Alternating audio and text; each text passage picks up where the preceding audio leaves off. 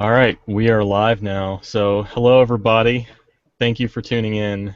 This is the Geeky Writer Gang, and we're most of us in costume tonight. So, I'm Todd Keisling, and joining me are the usual gang plus one newcomer to the group. We've got Anthony J. Rapino. Hi, how you doing? We have Eric Pruitt. Hey, We have Mercedes Yardley. Hello. And we have Nikki Nelson Hicks. Hello. Wine. So, yeah.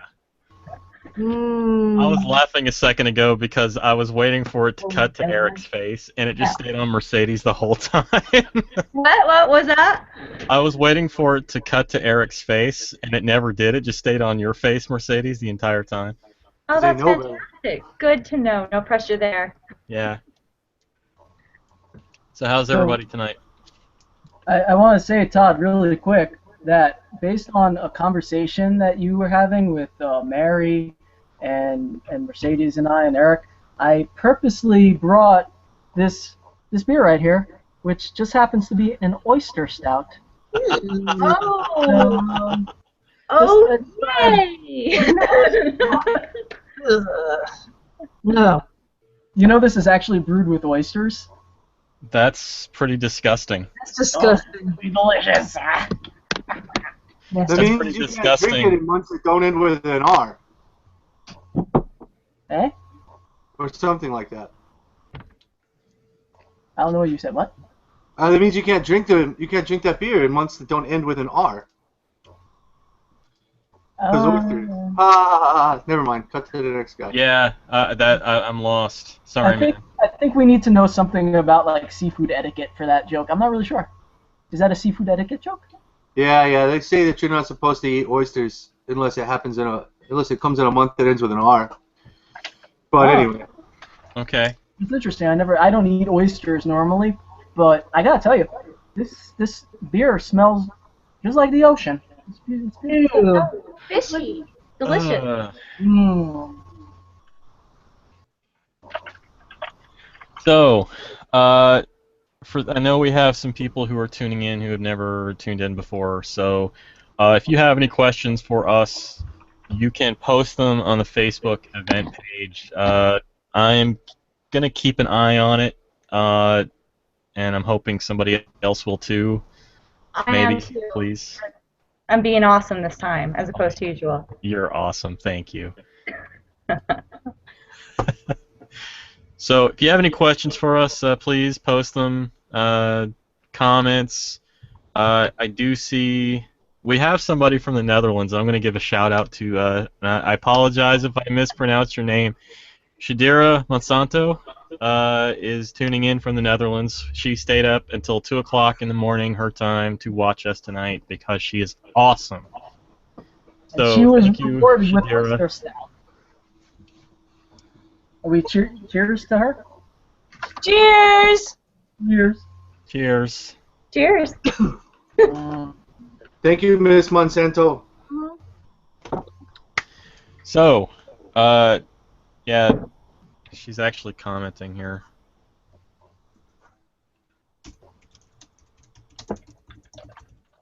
She says she's on time, but nothing started. Yeah, there might be a slight delay. I know there's a little bit of lag.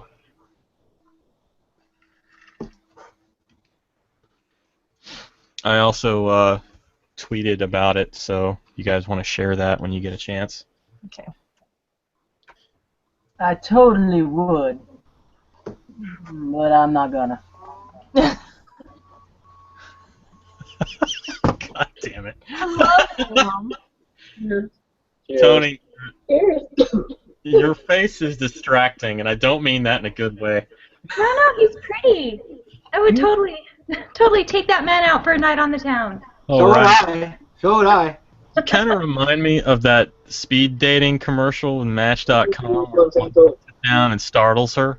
Mm-hmm. That commercial. I'm a good little boy.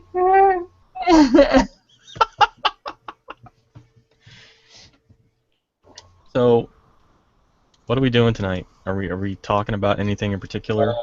We should talk about something like scary stories or something. What's your favorite scary movie? Favorite scary movie? Or what's the last one you watched? It doesn't have to be scary. Or good, for that matter. In I tell that you what, I case, put on Noah last night. You guys seen that one? which one? Noah? About like Noah's Ark? Oh no. No. Nobody told me that was a sci-fi flick. That's not a joke. It's a sci-fi flick. No one told me that. I was getting ready for like this Charlton Heston style biblical epic. And I'm not kidding. It's a sci-fi flick. I had no idea. They should have put that somewhere like on a poster or something. Does the Ark go to Jupiter? What do you mean? No, but they got all kinds of like unicorns and colorful animals. The angels are like this cross between the Star Wars AT-ATs and like something out of Lord of the Rings. I'm not kidding. I'm being for real. So did I might have to watch this movie now. Now I've watched this movie. Anyway, check it out. Check it out. That's scary. That's a vote for Noah with Russell Crowe. No. And then I gave y'all the trailer to Teeth. That's a great one. oh, Teeth is awesome. I actually haven't seen Teeth. I missed out when it was on Netflix, and it's gone now. It doesn't mean it's gone forever. You can go to a video store still. Dude, do you have any idea how long it's been since I have seen a video store? My first girlfriend worked in a video store. I keep going back sometimes just to see if I can get lucky. Lightning strike twice. The same lightning or a different lightning? I gotta kid. My wife watches these shows. So. The same lightning or the different lightning? This is why we're awkward. Like the last movie we watched, is that the round robin here? Or I what? guess so. Yeah. That's the last one you watched. Christ. I know, Jesus. That was like yesterday. What was it? That was like yesterday. I did watch something. It was like there were here. It was about because there were pictures. And they moved, right? Moving sound. Yeah, there were people. And yeah, it was pretty good. All right. This is why Tony never knows what's going on anywhere with anything at all, ever. You guys got a horrible memory. I will say that because the day after I met him in person, I was like, "So, dude, we had a great time." He's like, "Who the fuck are you? Who are you? I don't know you." Wasn't that bad? Come on. God. There are photos. That's the only reason I believe I took photos, Tony. I think they were photoshopped by Mary. I watched one today. I really wish I could tell you what movie I saw. I don't know what the hell it was. It probably wasn't very good. I just watched Crawl Space today on Netflix. It was terrible. Crawl Space? Crawl Space, yeah. So it's Is that kind a of new one? like they're in Australia, and it's kind of a CDC / Area 51 in Australia / clone / alien type of movie. I'm ashamed of myself for watching it. But I watched a lot with the Bad Movie Club. In fact, we watch something every night, and tonight we're watching Jesus Christ Vampire Hunter. I've heard of that. Yes. If you want to watch it with us, it starts in like an hour or 2 hours, so. That's okay. Mercedes did it for me. Mercedes jogged my memory because she said Australia, and that was the thing I needed right there. And because the movie I watched was also Australian, it was 100 Bloody Acres, and it was bloody good. It was pretty fun. I liked it. It was about a couple guys who take human bodies to make fertilizer. But it was a heartwarming comedy. Okay. Right? Fun for the whole family. They were conserving. That was great. Nikki? Yeah. I haven't seen any movies, but I went and saw Evil Dead the musical. And that was awesome. It was so much fun. Just the set, and the dancing and the singing. It was just so much fun, and the drinking. They did a lot of liquor before, during, after the show. It was so much fun. You know the movies, and you know the music. Yeah. Yeah, so it was so much fun. And when it came to Nashville, I had a choice between that and Chicago. I decided Evil Dead. You got to go with Evil Dead. This is great. I towards the last, we're like shooting like yeah, Ash. It was great fun. It was so much fun. But other than that, Tremors. That's the last horror movie I saw lately on Sci-Fi because I was doing something and they had a marathon. But I like Tremors. I love Burt Gummer. Burt Gummer's my favorite guy in the world. Tremors with like Kevin Bacon? That Tremors? Yeah, that Tremors. Series. That's a classic. Yes! Burt It was all that. Reba McEntire, all that. Oh, the Return to Perfection, then the series where Burt Gummer was just great. Then you seen the one where it actually shows the beginning of Burt Gummer? Seen that one?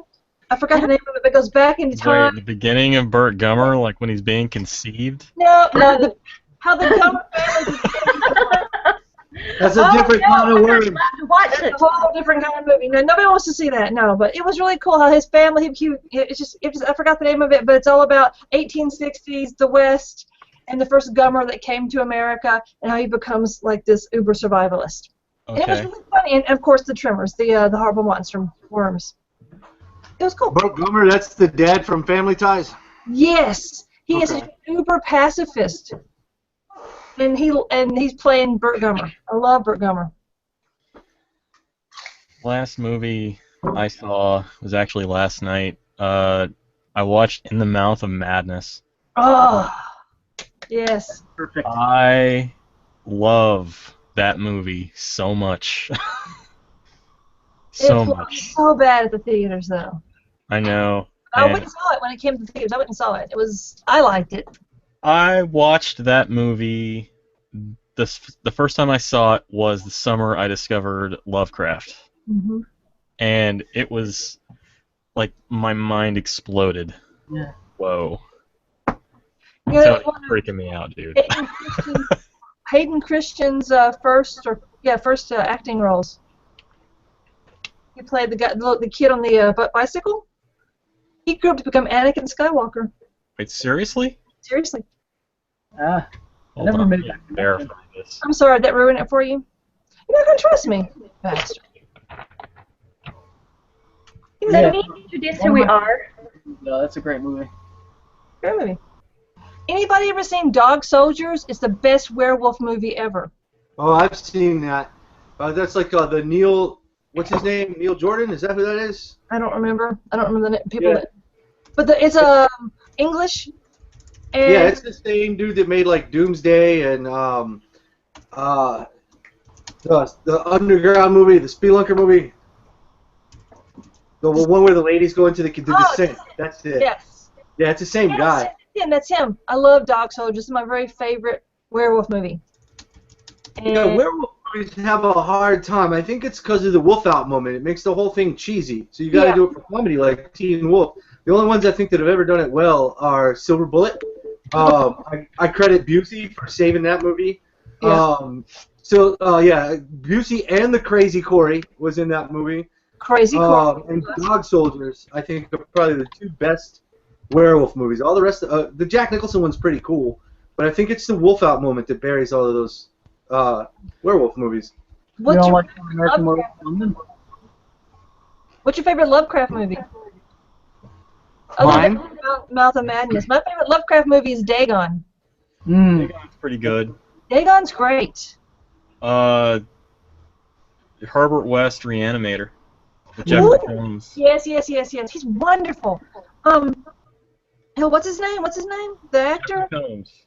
Yes, he was actually in town about 2 years ago doing the evening with Edgar Allan Poe. And for 2 hours, this guy does Edgar Allan Poe. And it was phenomenal. He was so wonderful. I never liked the bells, but when he performed the bells, it was awesome. He was absolutely blew my mind. It was lovely. Yeah. I really wanted to see that. I met Jeffrey Combs at a convention a few years back, and I actually was trying to get my local theater over here to bring the show because at the time, the Poe one. Yeah. And It was wonderful. Wanted to. They were trying to get it made as filmed for DVD at one point on like Starter or whatever, but I don't think on the. Go. When he came here, we had it at the library. It was free, but it was just the place was full. We had run over outside to come see this. That's how much it was. It would have been a great performance. I mean, it deserved to be a TPAC at a big theater. Not just back room in the library. Hello. We got a phone ringing. Best. Phone's ringing, dude. I'm sorry. Please. Tony, you're seriously freaking me out, man. Could you stop doing that? And phone right now. It's the simple things. It's the simple things. It says pigtails, which means innocence, and just the face coming at you. I just think he looks darling. Seriously. Adorable. I want to tuck Tony in and give him his teddy and just wish him good night. And then he'll eat everybody in the house while we're sleeping. Yeah, and he murders everyone in the building. Everyone you love becomes a stew. So I have to tell you guys, I had something super cool happen this weekend. Okay. It was the Vegas Valley Book Festival here. And I got to meet Amy Bender, who is one of my favorite writers of all time. And she is so awesome and gracious and just super cool. So I got to, like, fangirl out a little bit. And I met Beacon Novak, who was also just super cool. And had, like, a literary weekend where I actually read books. It was amazing. Because the family was out of town. Otherwise, it would have been, a normal weekend. And then, thanks to Todd, my writers group came over and we played Fatal Frame 2, Crimson Butterfly. Oh, yeah, that's right. Until like 2:30 in the morning, I finally kicked him out. But we all started out, we turned off all the lights, and we're like, yeah, it's not going to scare us, we're awesome, right? We all started out on the couch, and by the time we're all done, we're like all over on one side, like really close, just kind of. I totally dug it.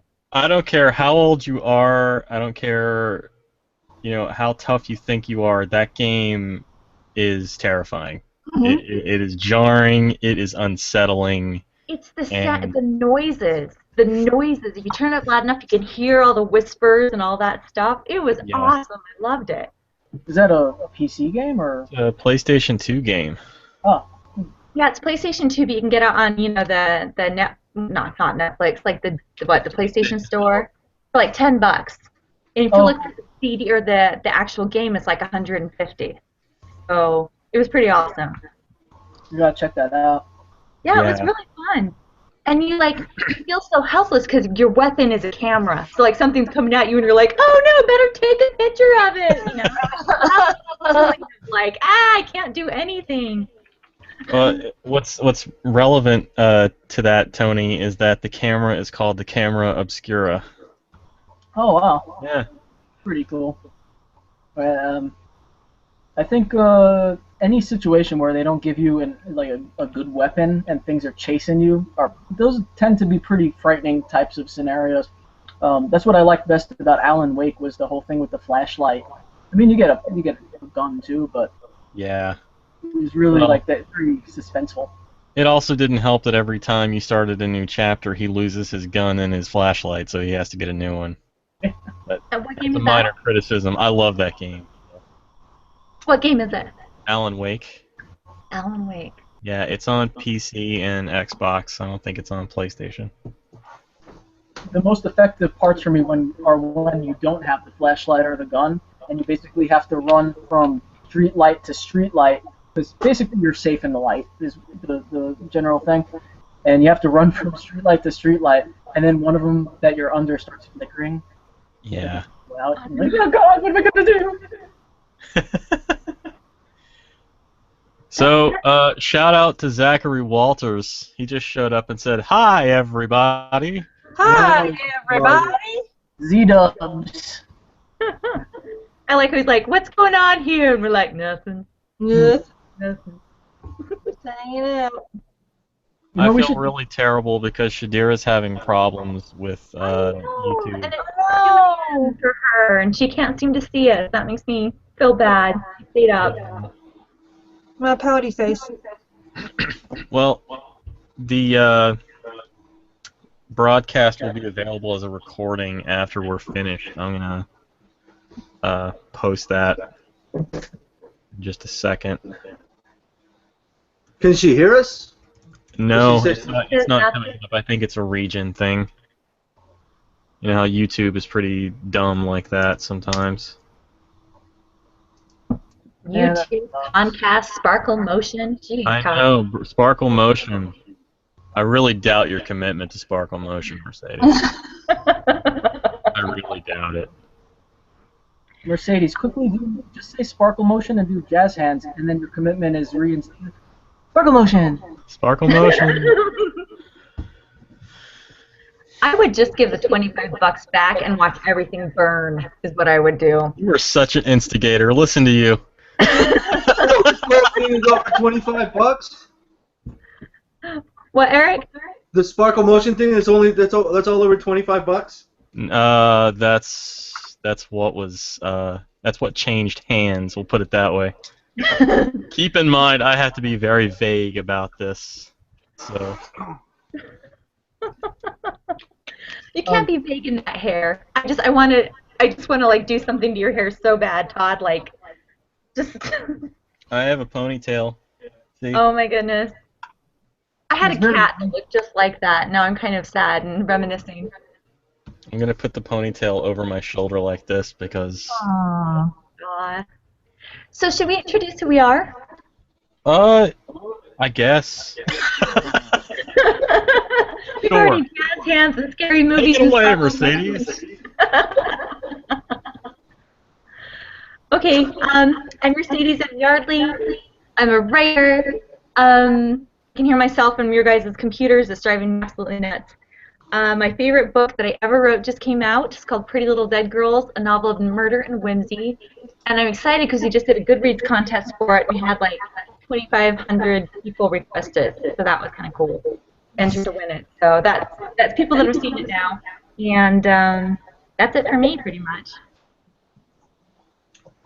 Next. Next. Who's next? Hello, my name is Eric Pruitt, and I'm an alcoholic. I'm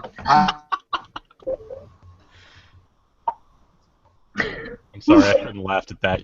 And he just froze. That's it. That's it. That's all we got. No alcoholic, and he's done. Oh no. That was not well timed. Or it was well timed. I don't know. Sure. Weird. Well, Hey, Tony, you're at my top. Will you go, Tony? I will go. I'm Anthony Rapino, also known as Tony, also known as Roy, a 12-year-old girl. And I am a writer of horror that you can read if you would like. I have some carved on my lower abdomen. I can show you if you'd like. It's a story about a horse named Jacariah, and he has many mental issues, such as me. No, okay, sorry about that. So anyway, you can find my work on Amazon, and if you want to follow me on Facebook, it is Candy Corn Apocalypse. And I also have been sculpting a lot, and you can buy my sculpts over on Candy Corn Apocalypse store and the site. I already showed you guys this, and they've seen it. Probably. Hello? Am I the only one? Is Hi. this? we're all here. Hello? Hello. Can you hear us? Tony's Thunder. Yeah, did I freeze up or did you guys freeze up? Like, You Froze what froze happened there? What's that? I You did? said, You you did. said I'm an alcoholic, and then you were done. That was It's like it. drops the mic out. Anyway, Tony, go back to your sculpture, please. I want Yeah, to can you see show it again? Got these are the ones on sale right now. There are these werewolf magnets that are quite large. Magnets on the back, and I sign them and all that good stuff. So there are only 8 of those left right now, the Blue Moon ones. I did have Blood Moon and Harvest Moon as well. They're pretty, pretty quickly going. And then, after that, they'll be gone, and I'll do some kind of holiday stuff for Christmas that I have not announced yet. And as far as writing goes, there's nothing really new from the last time we did this. So that was only last month, so... What was that? I said that was only last month, though. So, hey, my husband has a question about your magnets, about those wolf ones you just showed us. So, do you make like a mold and do them, or do you do each one? Because it looks like the craters on the moon were like in different places and stuff. That I do make a mold. I do a sculpture out of clay, and then I make a mold of it, and then I cast the resin pieces. And the thing is, I hand paint all of them. So when I'm painting them, there's going to be variation of the paint. So even though the craters are kind of sculpted into it, I do something called dry brushing, which is you kind of go over the surface lightly with a fairly dry brush. Todd has Leslie Vernon over there. Sorry. No, it's okay. So there will be variation in the painting. They're not all going to be exact as far as the paint jobs, but the sculpts are exact. That's cool. That's really cool. Thanks. So Eric, you're an alcoholic, and what else? Oh yeah. I wrote the book Dirtbags. I wrote the movies Foodie. We got Disengaged just on the film festival circuit right now. It's doing pretty well. I've got a lot of short fiction published. All that's on my website, ericpruitt.com, which is right down there on the little graphic that Todd made for me. You're welcome, buddy. Thank you very much. I forgot mine.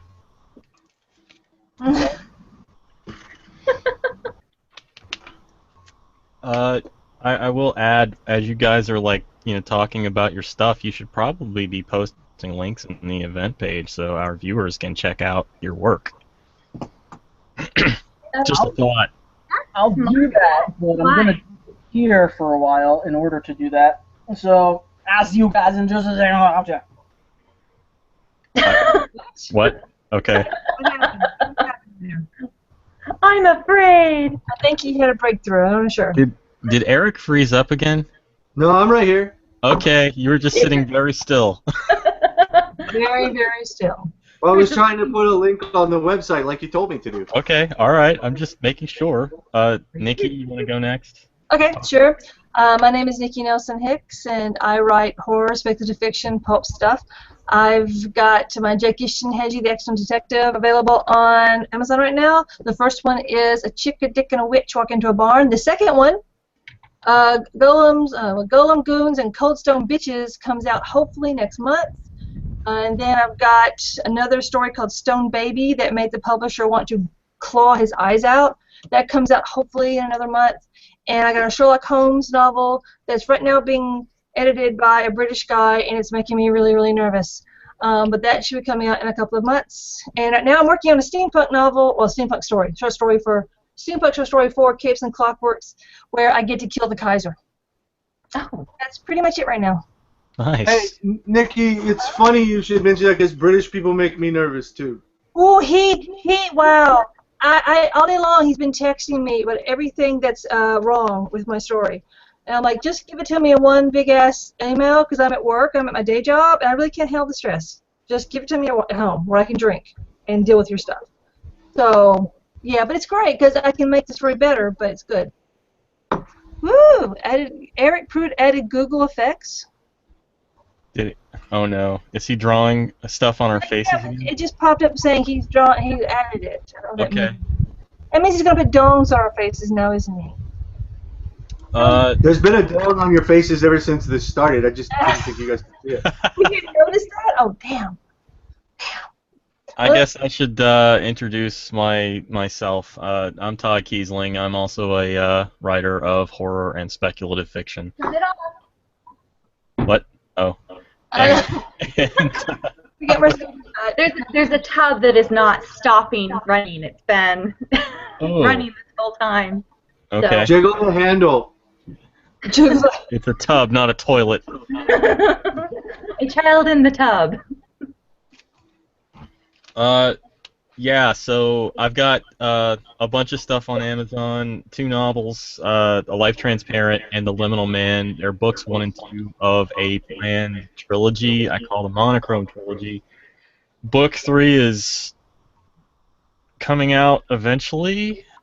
I also have the Ugly Little Things series, 4 entries, The Harbinger, which is this little graphic right here. Came out earlier this year, and I have a story that is appearing in Journals of Horror Found Fiction, which has been edited by Terry M. West, author of Heroin and the Magic Now and the Cecil and Bubba series. That is coming out on Halloween, actually, I believe. I just got the proof back today. Very excited for it, very enthusiastic, and I know Glenn Rolfe's got a story in there, D.S. Ullery, Terry West, of course, Stuart Keane, God, there's a bunch of people I can't recall, and I'm sorry, guys, nothing personal. Yeah, that's available for pre-order now. I'll post a link to that soon. And I have, I'm also working on my 3rd novel, which is unrelated to the Monochrome Trilogy, tentatively titled Devil's Creek. So that's me. And I'm gonna shut up now. That's fun. So, Crystal Leffler asks, I'm sorry if I pronounced your name incorrectly.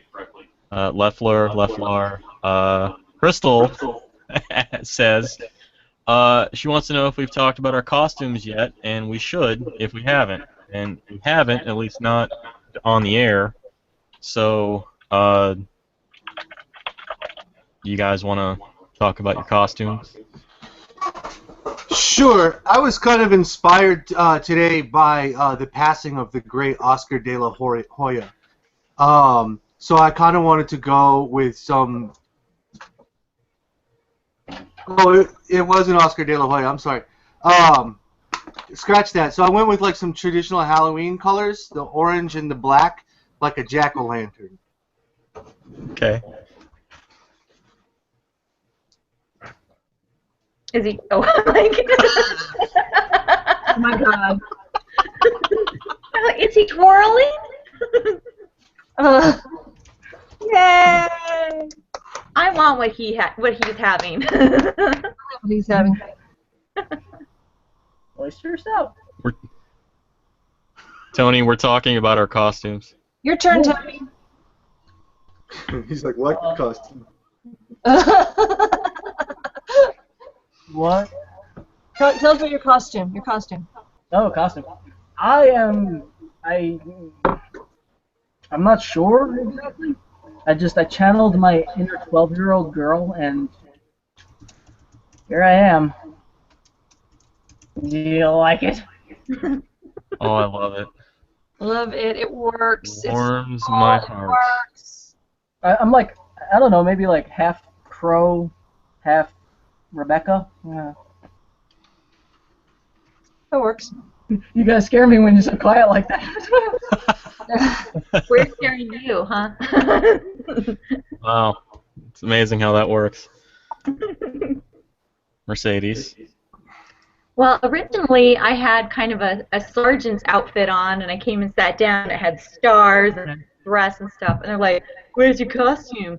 So then I threw on some cheap wings. There, everybody. And my lipstick's brown. That's what I have going on for me today. It's been a very busy day. This is a tired mother costume with wings, is what I... And these wings keep getting hooked on my chair, so when I get up to go do things, I get stuck to the chair, and then I get all terrified. So... Also, I pick people up at the airport when I wear these wings, usually. If it's somebody I don't know super well, or I just have a look for the huge wings, and I'm usually wearing my heels, so I'm 6'1", and I'm easy to find that way. So they come out, and I'm really super easy to find. So if you ever are, in the airport, and you see someone walking around with these, it's me. So come say hi, or don't, because maybe you're scary.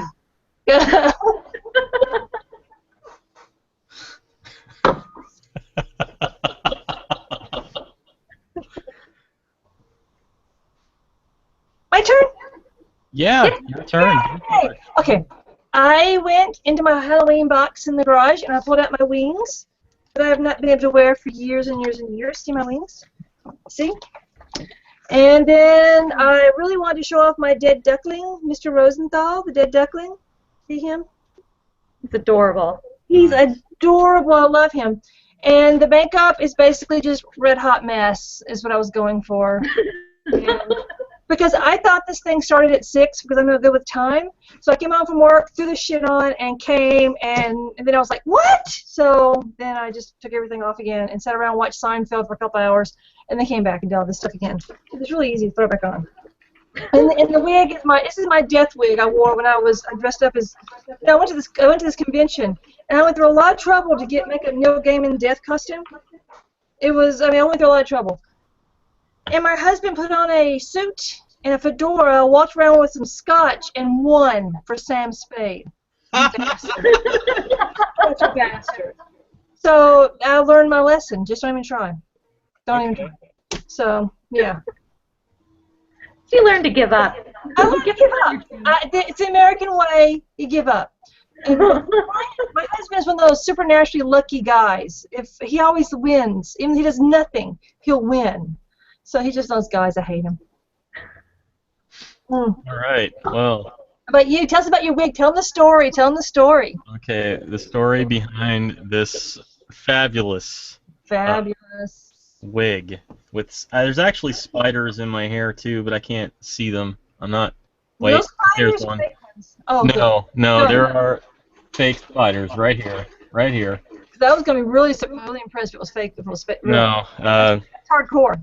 The story behind the wig is that after my wife and I got married several years ago, we had a second wedding reception in my hometown because a lot of my family couldn't travel the 1,000 miles up to Pennsylvania. And we decided to dress up in a aforesaid Halloween party, obviously. And I dressed up as the Marquis de Sade. And this is the best wig I could find for the Marquis de Sade, and I then spent the entire evening explaining to people who the Marquis de Sade was. So, Corbin, Kentucky. What did you expect? I know, Corbin, Kentucky. Who would have thought that little fucking hole in the wall was had culture? You know what I really respect about the Marquis de Sade? I don't care much for his sexual politics or anything, but the fact that he didn't let the fact that he didn't have a pen or paper stop him from writing. No. And that's one thing I really dug about that guy. Very committed to writing with his own feces. You're right. That's an admirable quality. It is. Can you imagine? So probably some of the greatest works in the literary canon were probably sprayed off a wall inside his jail cell. Red wall. Forever. You could probably say the same about certain authors writing today. Mm.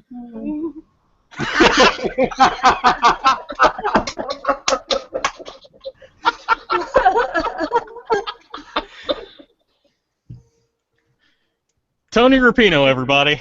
Tony Rapino. I don't know why we even tried. I just realized that Tony uses paint to make his skin color the same that mine is naturally. Oh. Look at that, and I'm like, we could be sisters, Tony. Identical sisters?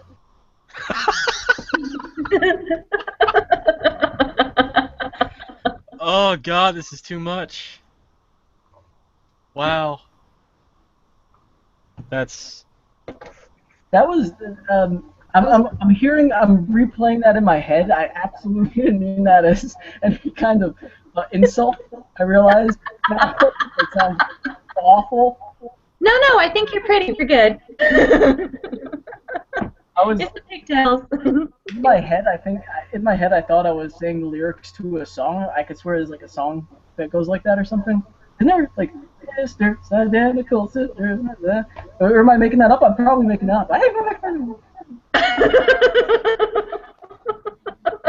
I keep digging, friend. Keep I digging. have no response for that. Zachary Walters wants Anthony to sing some King Diamond or Merciful Fate. Do you know any King Diamond or Merciful Fate? I do not know any King Diamond.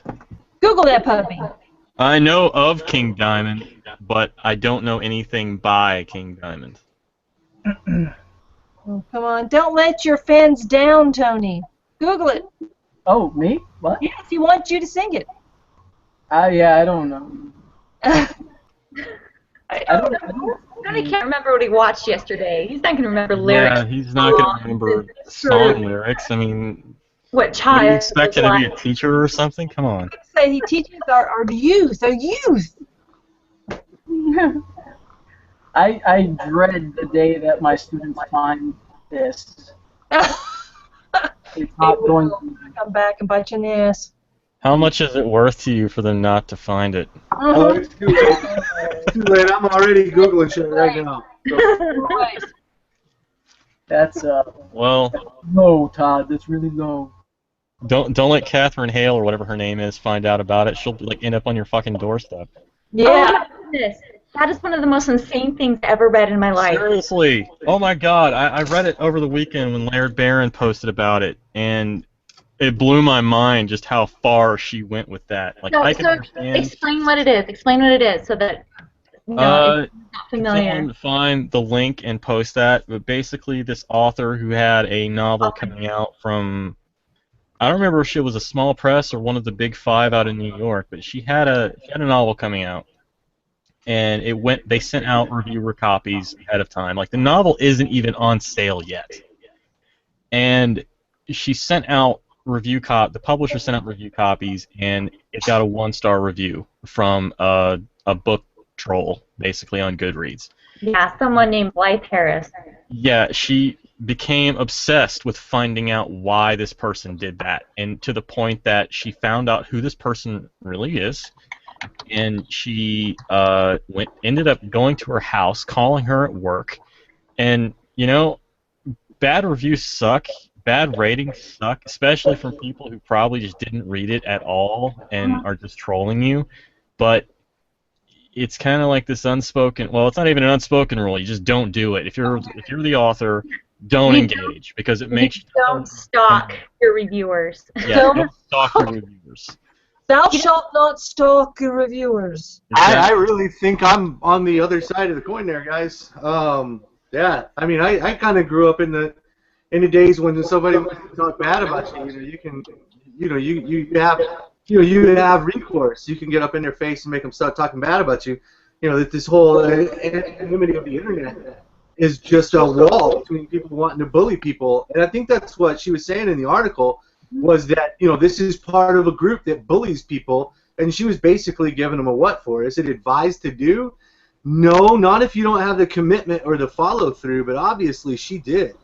I think it's very refreshing to know that, somebody can sit there on the internet, swing a baseball bat around, and it just takes you a couple clicks to find out where that motherfucker lives, and that evens the playing field. We've set ourselves out there, and these people hide behind 6 or 7 layers of anonymity. It's not fair. So I kind of take her side. I give her huge cred for doing that. Unfortunately, it may not equal into more books for her, but who cares? Yeah, and I think that's probably one of the issues is that if she had been an established author who decided to take up the mantle and lead that charge, like if Stephen King actually lowered himself to do that from his from on high, and he came down and said, you know what, you're an asshole, and I'm not going to let you get away with it, and I'm going to call you out, I think it would have gone over a little differently. But this person is a first-time author, book's not even out yet, and her career's already dead. Like, that's going to follow her for the rest of her life. She's going to have to publish under a pseudonym if she wants to do anything. And it sucks. It sucks for her, especially because she didn't even get her start.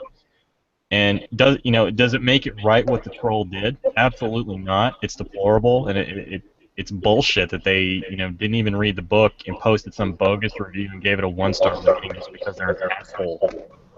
But at the same time, I think your knee-jerk reaction is to find out who this motherfucker is. I agree with you. I come from the same school, so if somebody says something bad to you, you confront them about it.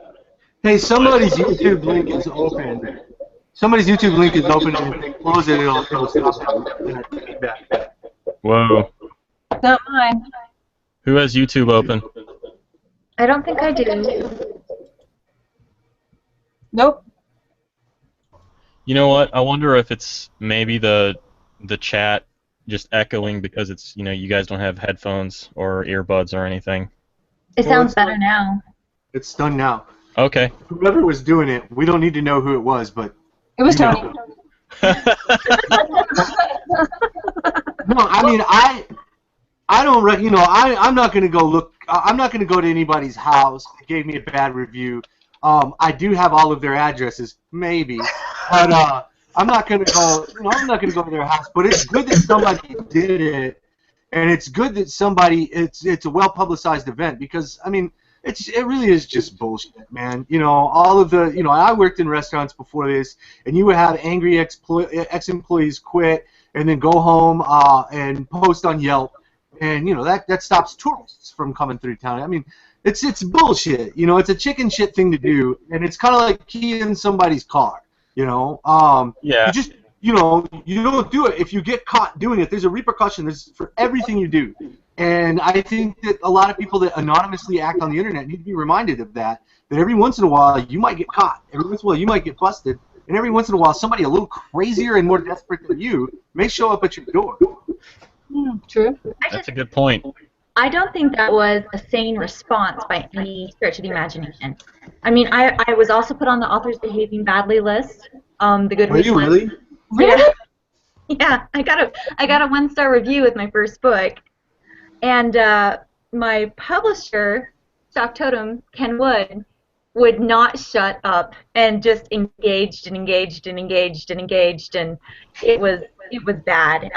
My mistake is I wrote a post about it that I didn't mean to link to that per se. I was mostly like, it's come to my attention that reviews hold weight, and if you like a book, review it. And then it was like, she's whining and only wants us to review books that we like. And it was crazy. But I got threats. I got disturbing emails. I had people that I didn't know, like, follow me on my blog and all this stuff to see me misstep. I didn't engage. That was the difference. So, yeah, I had that same crap going on. I did not show up at her house. I didn't look through the back window of the car. I didn't mention her kids to her. I mean, that's creepy. For an author to do that, that is creepy. I wouldn't ever want to work with this author. Ever. But that author wrote that article that we all read, right? Right. Yeah, the author wrote it. The author doesn't seem to realize how creep-tastic it is. She's like, oh, it was one of my worst moments. But at the end, you know what? I still wish she would, engage with me. And that's her last thing. I still wish she would, I could tell that she had read my messages to her. Like, I kind of think that's what makes the article so great. That's kind of what I enjoyed about it is even if she is clueless, even if she is insane or whatever, that was a pretty unique perspective that we got in that article. A lot of these articles that I get posts of, I can't finish all the way through. I couldn't put that one down. I wanted to see what she was going to do. It was like watching somebody unravel, and it was terrifying. And I've had people, that I've been creeped out for on the internet. I had, people that I would say some stalking was going on, and it's creepy. And the fact that someone can just show up at your door like that, I do not in any way, shape, or form find that okay. I do not support that in any way, shape, or form. I just think that is creepy and wrong. And yeah, the troll is a troll, but a troll is a troll. Someone to show up physically on your door, that's very different than saying bad things about you online. Todd has hair, woo! He's showing up on Todd's front door with a book. That's creepy, with a chicken. That would be pretty creepy. Well, they're all right here again. They love when I do this. They love when I talk to you. The whole situation, the article itself reminded me of something that happened to me several years ago. This was before I even had a Facebook account. and this is probably the first time I've ever publicly talked about this. So, story time, kids. Go. Before I knew any of you, and I know there may be some people who are watching tonight who have followed me since then. I was pretty active in the DeviantArt.com community. What is that? That is, it's an artist community. It's actually where I met my wife, as a matter of fact. And they had a pretty big writing community, and you can look me up, alienhead.deviantart.com. I am a senior member with almost 100,000 page views. I was pretty active in that community, and there was someone who was equally prominent in that community who decided to self-publish a collection of poetry and sold it, and turns out she was going to rip everybody off. She had no intention of actually making good on it, and I basically did some homework and found out, yeah, she was totally lying about this. So I went public with it, and it blew up. She pretty much left the community, and then I started having emails from people I didn't know. I started, somebody hacked into my Gmail account, somebody hacked into my DeviantArt account, my website was hacked because she had her own following, and it just went really bad for about 6 months. I kind of had to swear off the internet for a while because I exposed this person for who they really were, and it. Oh, hand. Okay. Right? This giant Todd hand in the.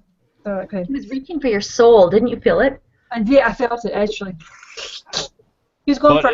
The whole article thing kind of reminded me of that situation, and I look back on it. I mean, I was a young and stupid kid, didn't realize the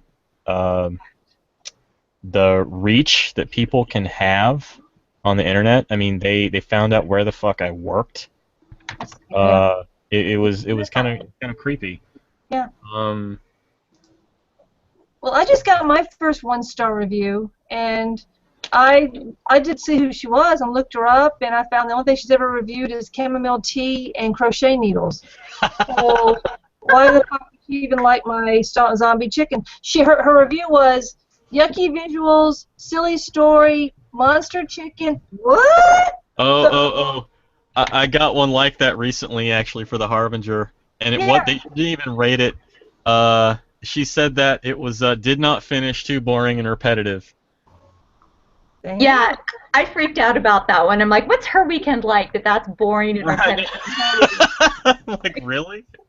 Really? I didn't really think much about it when I got the 1-star. I posted on Facebook, that it was kind of funny, and a lot of my friends went and said that it was an unhelpful review, but mainly my publisher was texting me, trying to comfort me. Oh, you'll be okay, it's okay. I was all right. It wasn't that big a deal for me because, it wasn't like she said I sucked. She said the story sucked. And maybe for her it did, but she drinks chamomile tea and crochets. So what the fuck is she going to do with zombie chickens? I mentioned to Tony a few weeks ago that I had noticed there are some people. I have some bad reviews for the Harbinger just waiting to happen, because I've got people who have, like, their nothing against their reading habits or their beliefs, but the Harbinger isn't something that just strikes me as a story that someone who reads predominantly Christian fiction is going to just jump out and want to wrap their hands on and dive into. So I'm just biding my time and waiting for those 1-stars to roll in. Like, oh my God, I couldn't believe this. The depravity. I do have a friend home after reading that.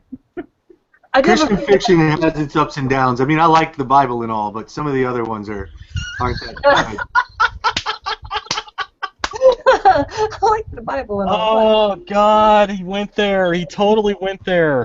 I'm sorry to all the Christians out there. I'm very sorry. Hey, I got a bad review, and I don't know if I complained about this earlier, if it was just a private conversation between you and I, Todd, but I got a bad review out there from a guy who used the name Eric Harris and said that all of my characters were so depraved and he couldn't relate to any of them. Now, oh my God, you have read Dirtbags, you would know that anybody that uses the Eric online Harris, moniker holy shit.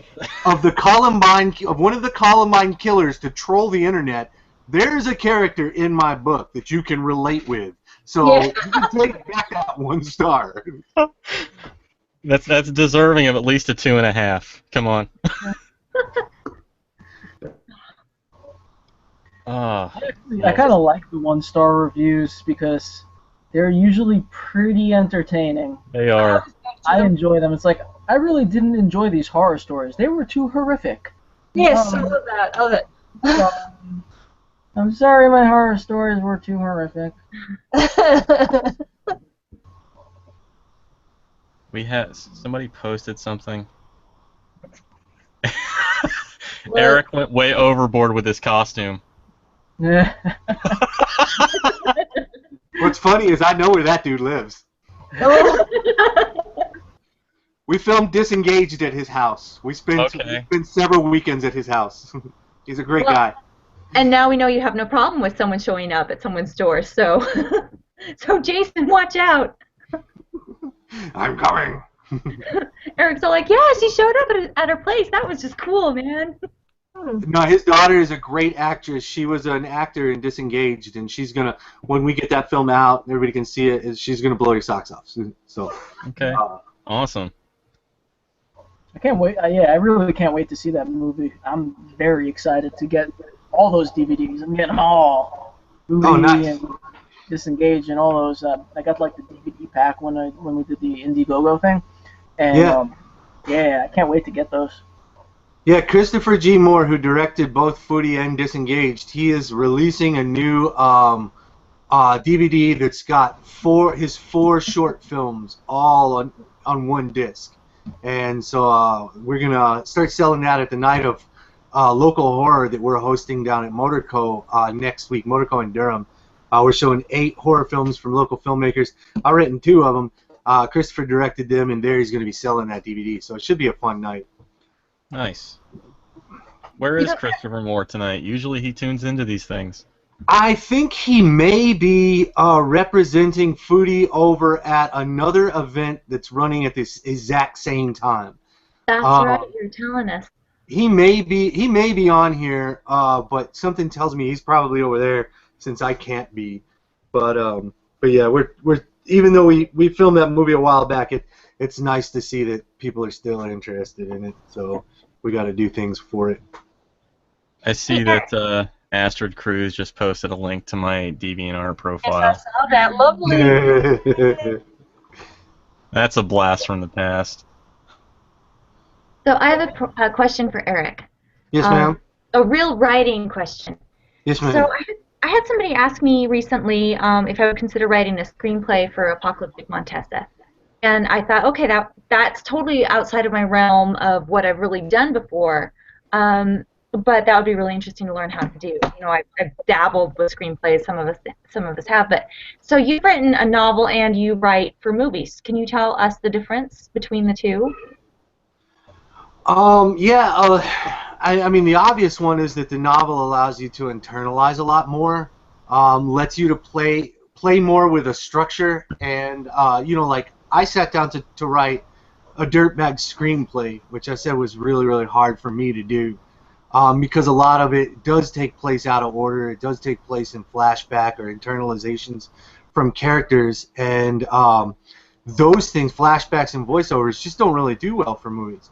I think the best example I've seen as far as novels and screenplays go, and it's one that, you know, I'm going to study a bit as I try to do dirtbags more, is Gillian Flynn's Gone Girl. The experience of reading that book was amazing. If you haven't read it, I strongly recommend you to read it before the book, because it's so rare that we find a book that's both talked about and good, you know, and that book is both. It's, you know, I purposely avoided it because it's a New York Times bestseller, and I was like, well, that means it's going to suck. But it doesn't. It's really, really good. Then the movie comes out, and it turns out she wrote the screenplay. So she got to make a lot of those choices in a book that, you know, is so challenging. She got, especially with, you know, with linear structure, she got to make a lot of those choices. And so whether they work or not, it's totally in the hands of the storyteller. Very rare. So I liked it. It took away a lot of what I think makes made the book successful and makes novels successful in general. In the book, we get to see two parties be a good and bad, and I really don't want to do spoilers, but you get to see two parties be both good and bad guys. In a movie, you can't have that. You need a hero. You need someone that you can root for, and it's stupid, and I don't like it, and I like breaking that rule as often as I can, but it's the fact. Even in the Gone Girl movie, they made choices in there to make one character a good guy, and I thought that that's what the book had that the movie didn't. So especially in a book like mine, Dirtbags, where I like to celebrate the dark side of all of the characters, I think with a movie that's going to be a challenge. So yeah, you got your work cut out for you, especially adapting your own stuff. I'd prefer to let somebody else do it, to be honest. Why is that? Just because of those choices. If I were lucky enough to meet Gillian Flynn, that's one of the things I would ask her. Is why did she make those choices in the screenplay? The book is perfect. A lot of people are divided over whether the ending is good or bad.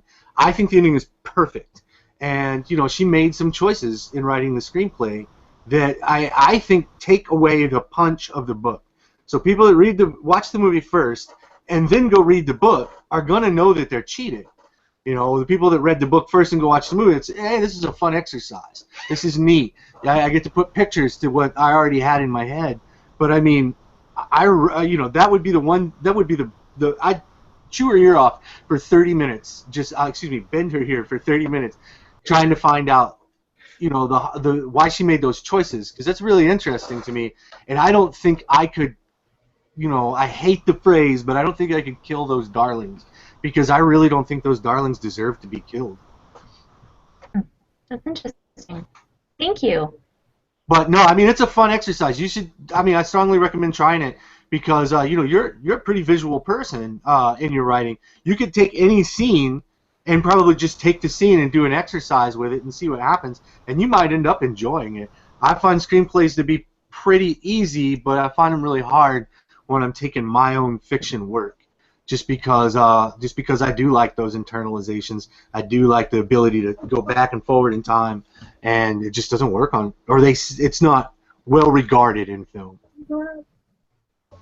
So then, if you would rather have somebody do yours, why are you doing Dirtbags? I was doing it so that way I could kind of have some control. I could kind of test myself and see, I could actually do it. I had someone that I was talking to that was interested in trying to get put together a production package for it, and this would be a way that would let me have some control over it.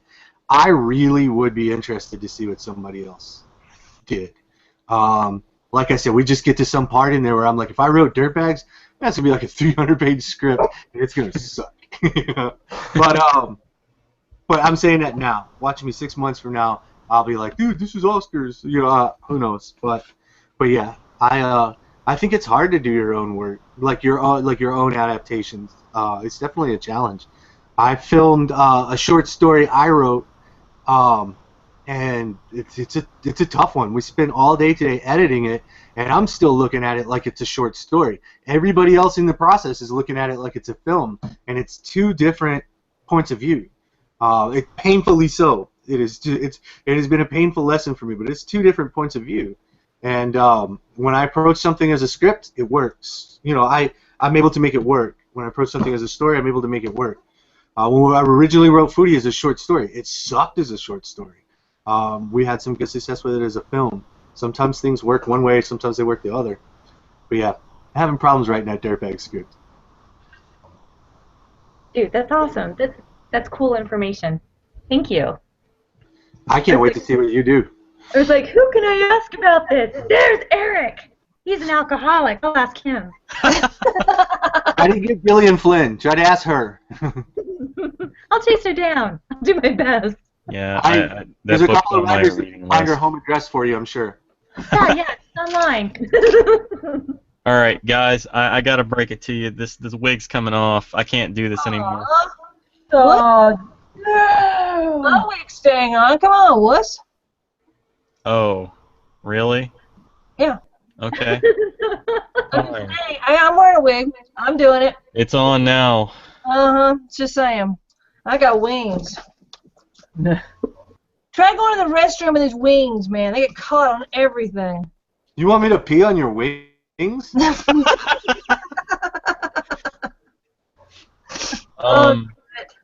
Eric Pruitt, everybody. Pruitt. But Jason Payne wants to know if anybody's going to see Ouija this weekend, the movie. no. No. Well, It's a Netflix. There you have it, Jason. No, we're not. Sorry. I don't even know what movie that is. It's basically the one about, 25-year-old teenagers going to they play a Ouija board and they all get possessed by demons and kill people. What movie is That that? sounds like a lot of fun. Oh. I Definitely. saw a movie last week on Sci-Fi about a bunch of basically 35-year-old teenagers having a fun time in an abandoned funeral home. And it turned into weird softcore porn.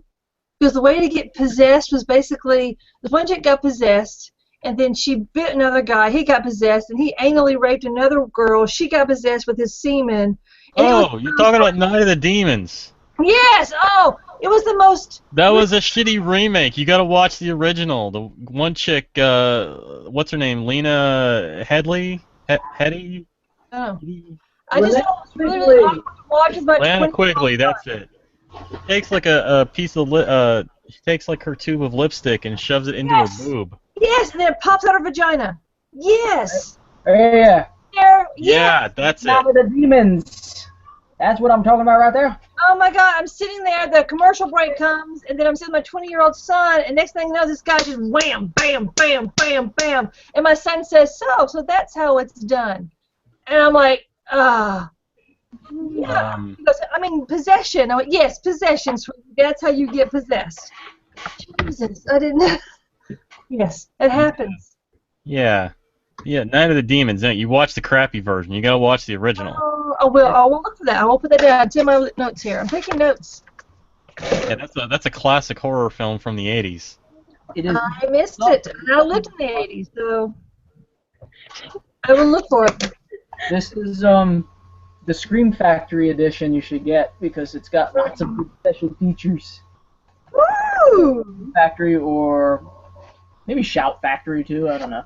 I don't really know the difference between Shout and Scream Factories. They both seem to be the same thing sometimes. I don't know. But they put out good Blu-ray releases.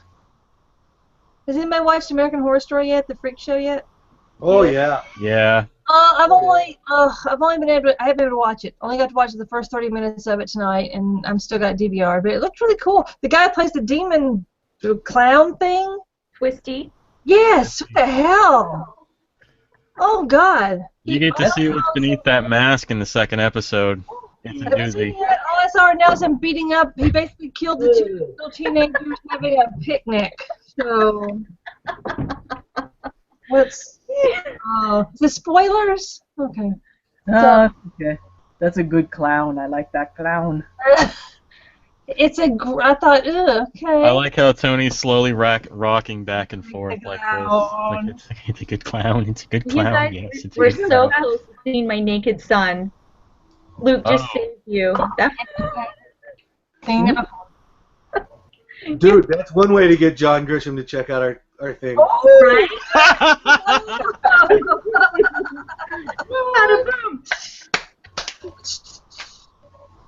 Damn, he's on fire tonight. God. Oh. Dude, I'm sorry, but I drink my fair share. You know, I've come home drunk and gotten on the internet more times than I'm supposed to, and I've never downloaded kiddie porn. I have no idea what that guy's talking about. That's insane. No. Yeah. I'm sorry. Anyone who thinks that children being horribly in any way violated is in any way exciting is sick and needs to be killed. But like I said the other day, that guy got way more. John Grisham got way more publicity than any of our books did the other day. Damn. I'm still not raping children to get publicity. It's not No, nor should you.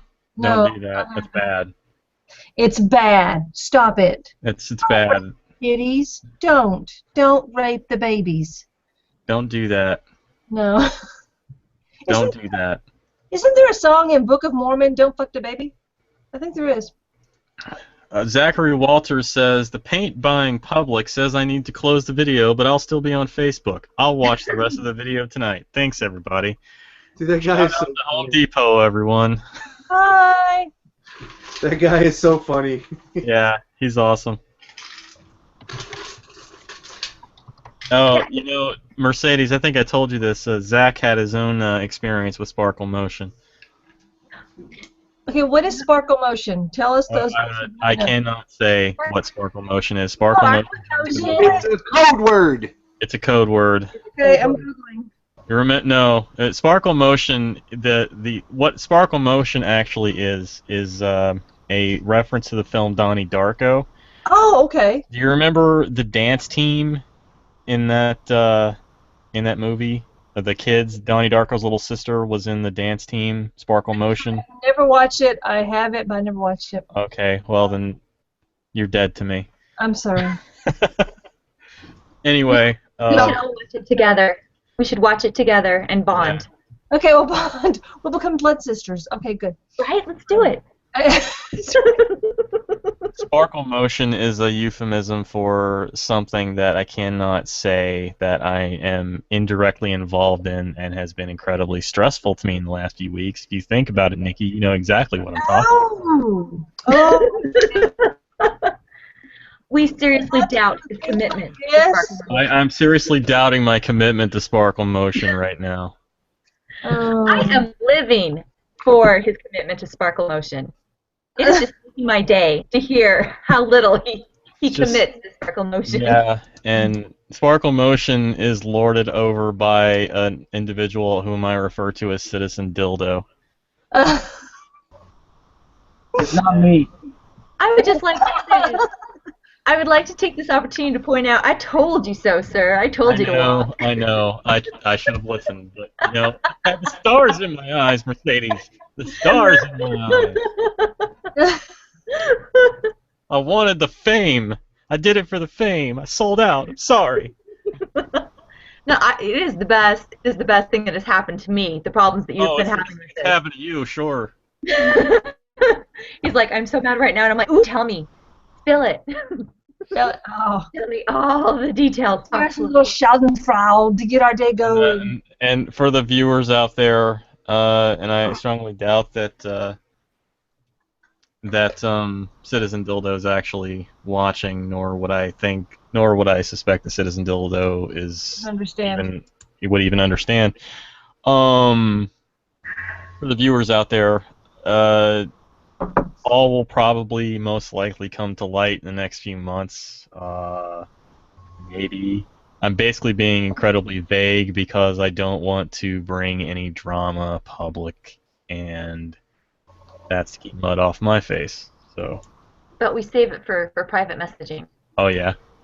So what I'm really saying is that if you really want to know, just message me. I'll probably. We'll also fill you in on the oysters if you. Oh no! No! That is going to remain private. You sick bastard.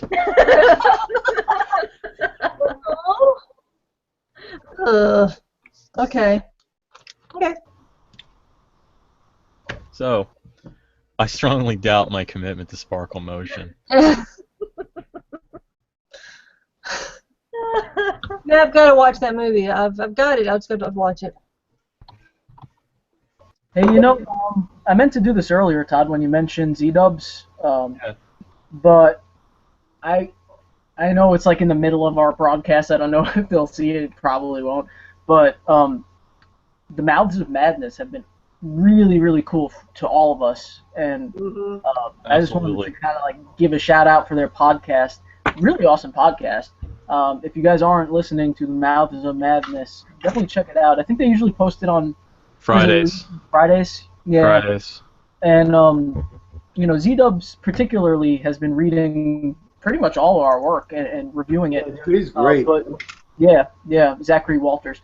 But I am posting a link to their page right now on the event page. Everybody go like the Mouths of Madness, give them some love because they are incredibly supportive and they're awesome. There's a great bunch of guys who really just love all things horror. They're hilarious too. It's a great show. Yeah. Were you I'm asking trying to a find question, out. Nikki? I'm trying to find out what time Jesus Christ Vampire Hunter is on with the Bad Movie Club's not watching it right now. This month we're the Horror Movie Club, Halloween Movie Club. Usually they're bad movies, but we're hitting that tonight. If you guys want to watch it with us, it's either on Netflix or YouTube, and we're all gonna hang out and. I wish I could, but I have work in the morning. Yeah, you. It's like really starting to get dark here. You're a big pansy to me. Oh, wow. Shots fired. Shots fired. And you have bad hair. Jeff Fox has a quick question. Jeff wants to know, what are y'all reading or watching for Halloween?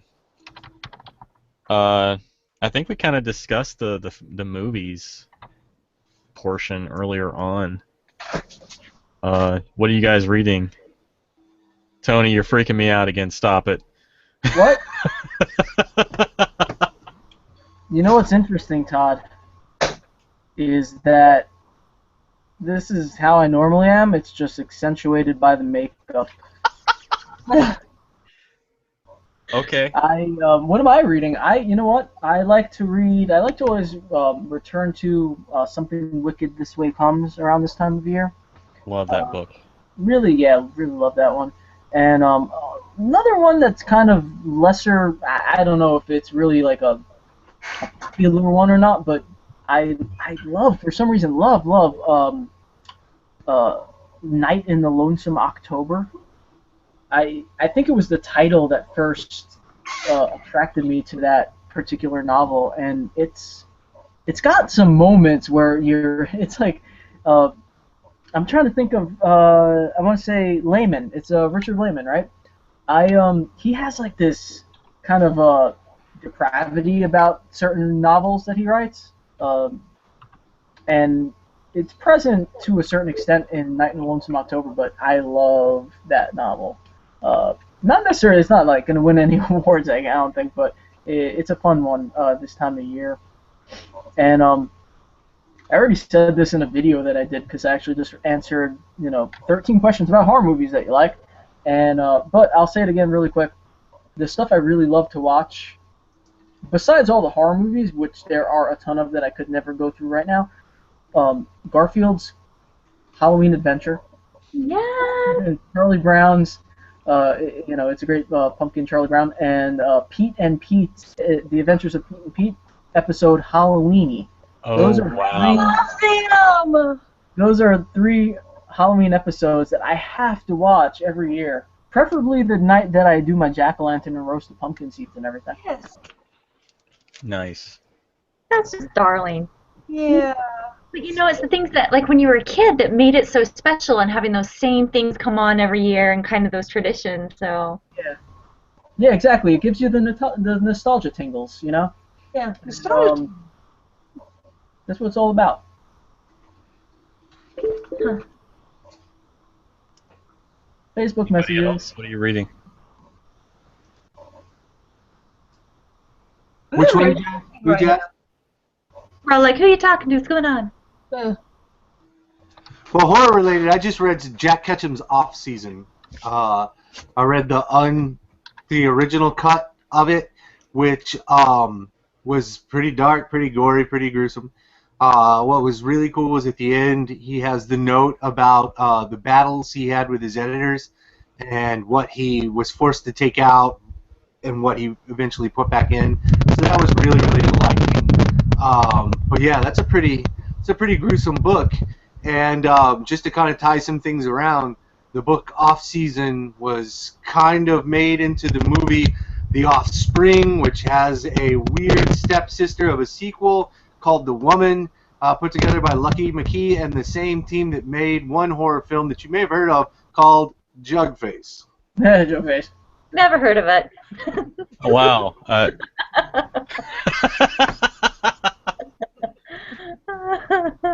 6 degrees of jug face. Yeah. Just because you mentioned Lucky McKee, again, a couple of things I recently was talking about, but May, if you haven't seen May. I've seen May. That's a good one, I dude. like That is May. a good one. And if you love May, you love May, you absolutely have to see the polar opposite, Roman, which the director of May, being Lucky McKee, is actually the star of, and the star of May, Angela Batis, is actually the director of. Oh, wow. Interesting. Yeah. Now, I saw his cheerleader movie, All Cheerleaders Must Die. That was a big letdown, man. That showed you that Lucky McKee is fallible. That was a bummer. I was looking for, like, Jug Face Point 2. I'm sorry. Guilty pleasure. I liked it. Dude, there are scenes that I like. There are scenes that I watch over and over. But, I mean, as a whole, you know, it's kind of like Bring It On, but with chicks kissing. Oh, wow. Okay. Yeah. I'm definitely middle of the road on the Cheerleaders Must Die, all Cheerleaders Must Die. The beginning scared the crap out of me in a bad way because the dialogue was so awful. You know, the bitches, dogs. It was just ridiculous. That's a GIF. Guys, that's a GIF. I'm calling it right there. It was so bad. And then it eventually got to a point where I realized they were playing around with it, and it was meant to be kind of bad. And it got to a point where I enjoyed it near the, I guess the second half of the movie was good. But I agree with you, Eric. As a whole, it definitely, I mean, that was like a short film that they made as younger adults that they remade again, right? Yeah. So it kind of makes sense that it wasn't really to the standards of his normal work. Yeah, I think one thing that was fascinating is he made a movie, also a Jack Ketchum story called Red, and then was fired from the movie. Now, if you watch Red, you can see where like we start going down some really, really dark and fascinating streets. And again, this might answer some more of your question, Mercedes, where, you know, read the book, read the movie, Lucky McKee starts to take us down some roads that you're just not allowed to go down in movies, you know, and then they pull back at the last minute. And I think that that's the new director. He was fired for going down those roads. I mean, I'm only speculating here. No one's ever really said, but, you know, his response to that treatment was to make The Woman, which is a visceral and angry movie. Yeah. Very disturbing. So I like that. I like angry Lucky McKee. You know, I don't like All Cheerleaders Must Die Lucky McKee, which is kind of like where you envision the fat and happy dude. Like, I got a success. Now we're gonna just make some fluff, because there was fluff. There was nothing new done there, and that was a real bummer. Yeah, I mean, it was a slightly different take on the genre, I guess, but nothing, like you said, nothing really new. And I totally agree again, Eric. The Woman, I mean, yeah, that's a good movie, and it takes you to places where, like you said, it's, you know, it's uncomfortable, but it says something, you know, and that's what really matters. I did enjoy Red. I mean, I knew about that whole firing situation and everything. I kind of wish that it was still just Lucky McKee, because I really am curious to see what it would have been as just him directing. But, you know, as a whole, again, it was a decent movie anyway. Not a horror movie or anything, though. It was pretty good. I just think they pulled a lot of punches, especially at the end. And I don't think those punches were supposed to be pulled. Is there any way we can get Lucky McKee on this broadcast with us? Jesus Christ. You know who I'd really want out of all of that? Is the guy that does his music, Sean Spillane. I've downloaded everything Sean Spillane has. As far as like music for soundtracks go, this guy's cream of the crop. It's like an old college buddy of his. They just got together, and he said, "Hey man, will you help me score some films?" Sean Spillane did both Jug Face and The Woman. His music's amazing. Jug not Face? just what's that? Someone Yeah, Jug Face. Yeah, I said Jug Face. So I mean, it's good not just good movie music, but it's good music. And he does it he just looks at what Lucky McKee's directed that day, goes home and writes something, they match it up, and it's good. It's real good music. Which I think should lead us to another question, just to get us back on the Halloween thing. Are there, you know, a lot of, you know, they're like Christmas carols, but like a lot of people listen to like Monster Mash, but I think we're so well beyond that. Do you guys have any favorite albums or musicians that you play just during the month of October leading up to Halloween? Yes, I do. I listen to Typo Negative a lot during October because, I don't know, everything about the music of Typo Negative just screams October and Halloween to me. I mean, take a song like Black Number One from their album Bloody Kisses.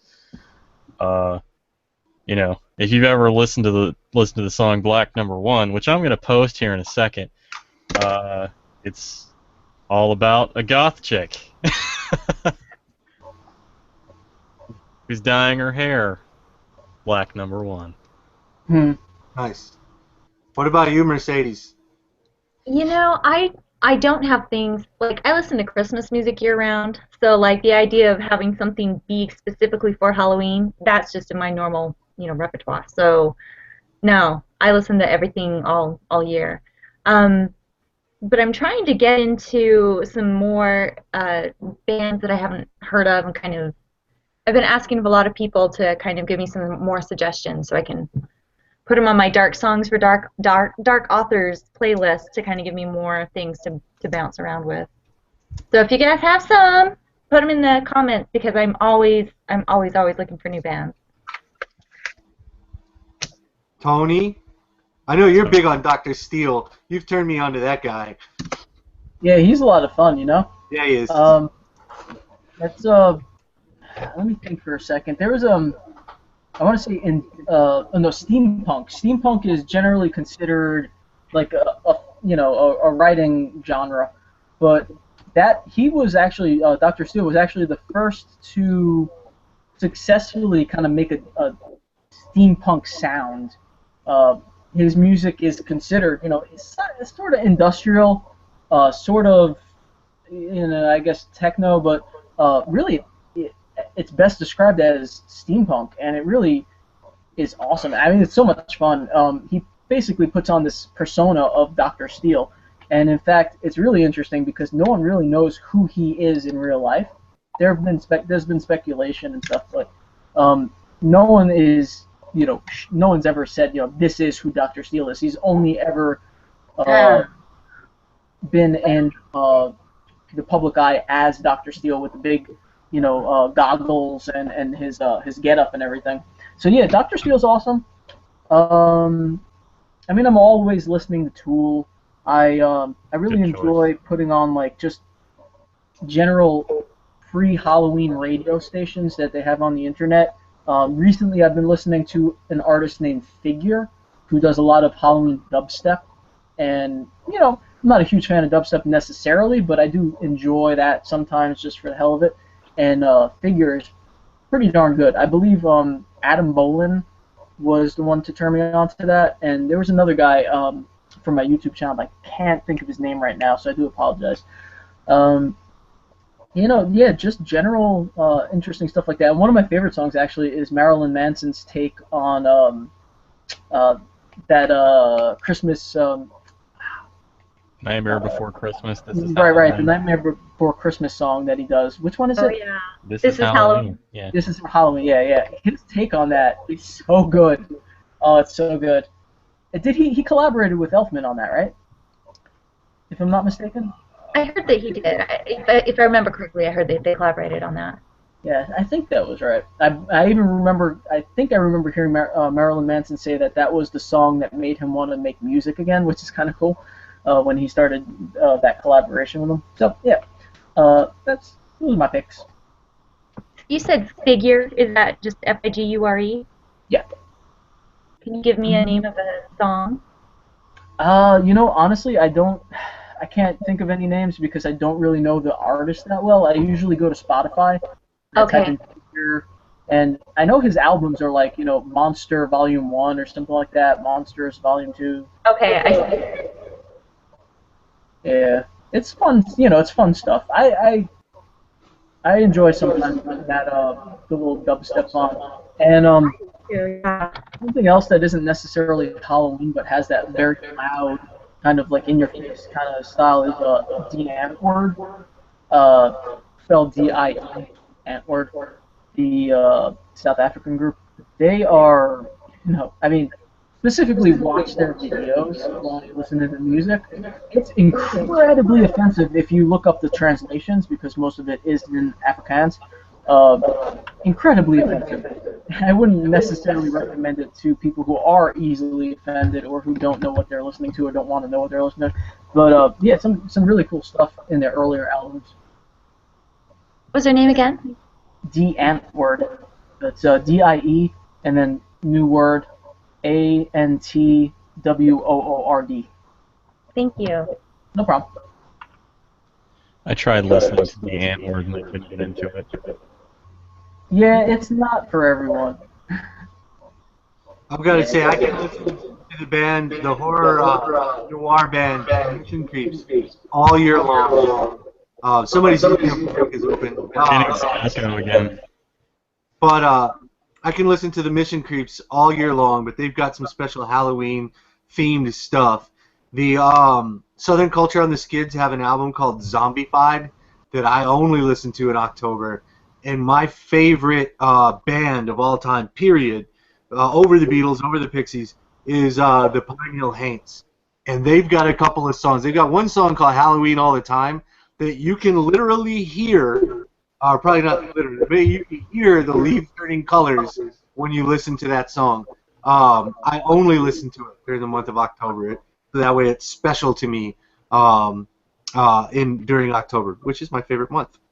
But yeah, I would push the Mission Creep, Pine Hill Haints, and the Zombified album from Southern Culture on the Skids. Big time, great October Halloween music. I did listen to the Mission Creeps video that you posted on the site there, and it's good stuff. I really enjoy that. Have you guys listened to Dead Man's Bones at all? Nuh-uh. No. I'm writing it down. It's that actor, Ryan Gosling. He has a band called Dead Man's Bones. No shit. Really? It's not too bad, actually. It has like kind of. No, it's horrible. Like.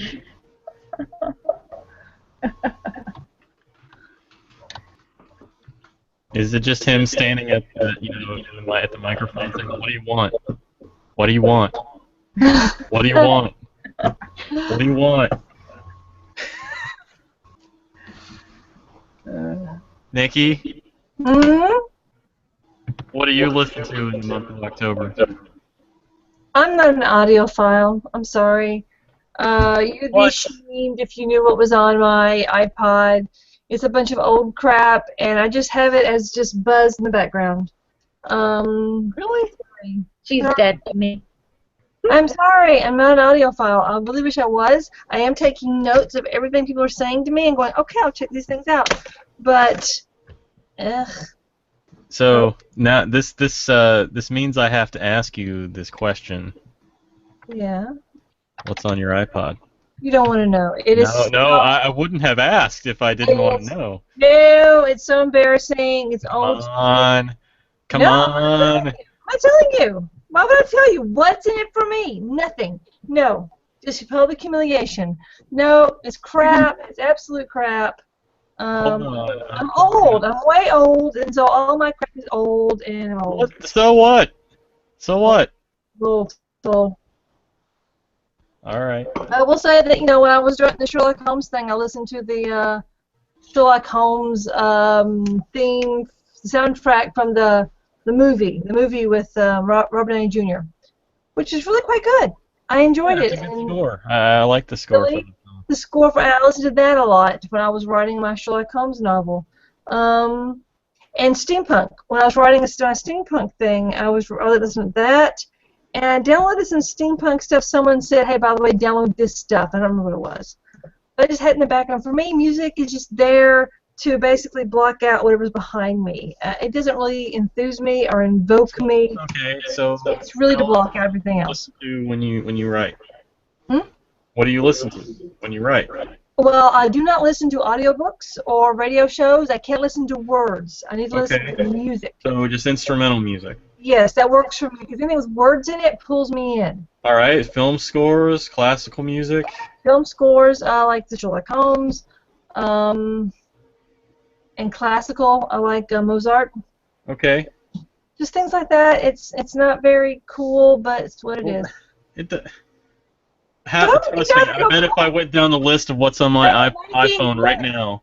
I'm making lists of all the cool things you guys, all you cool kids, are I talking put a about. ton of links on the page too of the songs that were mentioned and things like that. Yeah, One good of job my- on that, Mercedes. What? Good job on that. Thanks. I just saw that. Yes. Well done.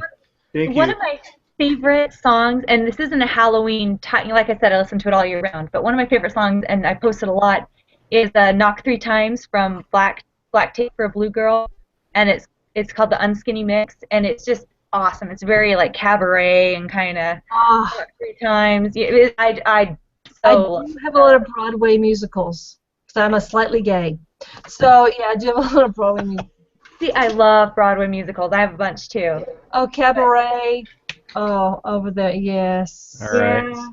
We're slowly peeling Check back that the Knock 3 layers. Times What and see more- if you like that song. It has kind of a sexy beat to it. Oh, I love Sexy Beat. Yeah. Have you guys listened to any Dark Cabaret at all? No, what is Dark Cabaret? Dark Cabaret. It's I mean it's cabaret style, but it has gothic, dark tone to it. It's a lot of fun. I'm having trouble thinking of any of the names of the bands because I tend to just put like Dark Cabaret channel on Pandora or Spotify or whatever.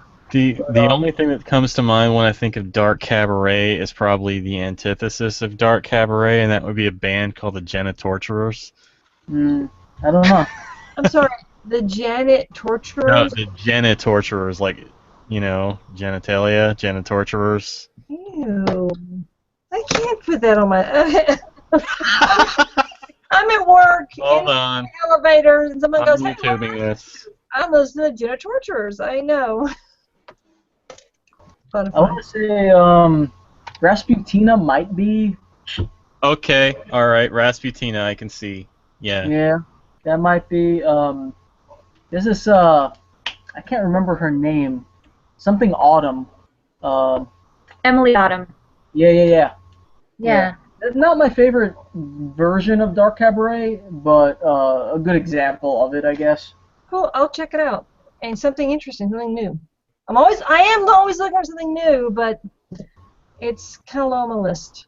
Yeah. Well, I found an hour's worth of music up there. It's the Femme Fatale Dark Cabaret collection. So I put that on the page too. So Cool.